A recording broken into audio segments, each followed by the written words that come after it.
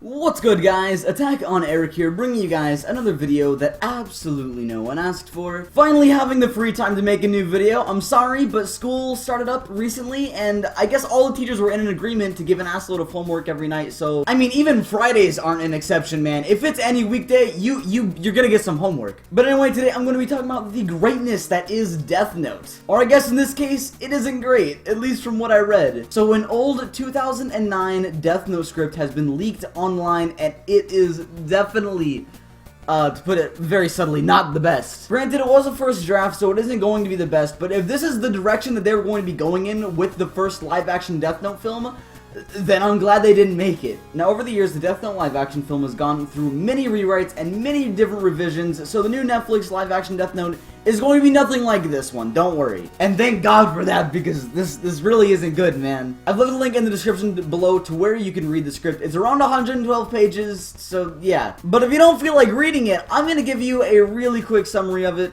Of course, spoilers, just in case if you don't want to read the script, you better go do that, or else I'm gonna spoil it. Alright, so in a nutshell, the story's about Light, who is renamed to Luke in this script, who finds a Death Note and wants to take revenge on his mother's death, two of which died when he was very young. The killer was never really proven to be guilty, so now Luke... Now Luke wants to go find him, learn the truth, and kill him with the Death Note. And spoiler alert, he does in the end. That is the quickest summary I can give of this script. And as I've tried to subtly say before, this script is absolutely awful, and I do not like it. So with this video, I'm going to be going into some of the changes about the script and how awful they are and such. Hopefully I'll be somewhat entertaining along the way, but let's get right into this. Now, while this is indeed minor, Light's name has been changed to Luke Marie. Now, I understand, you want to Americanize it, I get it.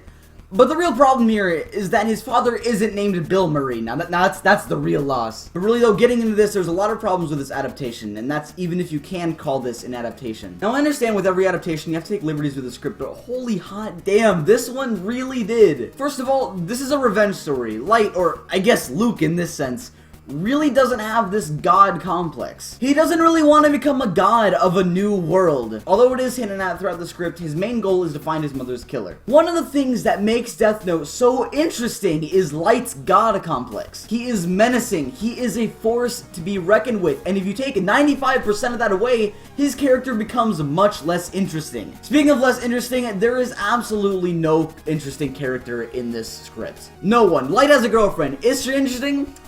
You bet your ass she isn't. Light's father? You kidding? Absolutely not. L? You gotta be screwing around. Of course he isn't interesting. No character in the script is remotely interesting. But back to L for a second. His role here is small, and it is very minor, and really useless. They could have easily just taken him out of the script completely. The only reason they would have L in the script is because he's smart. That's it. That's it. There is nothing to his character. It is just an absolute waste of a perfectly good character. Now you might be thinking, hey, well, if there is no one else that's interesting, surely Ryuk the Shinigami is interesting, right? Well, what a shocker, but there is no Shinigami. Why the hell is Ryuk missing? In my honest opinion, he's one of the best characters in Death Note. Like, what the hell, Bobby? What are you doing? The only time Shinigamis are referenced is when Light is doing some research on them. And that would have made for a 30-second sequence in the film. But see, the problem with not having Ryuk in the film, not only are you missing out on a great character, but there's no explanation to how the Death Note got into the human realm in the first place. Like what, did it just magically appear? What the hell happened? Of course, as fans of the anime, we're just supposed to assume that a Shinigami somewhere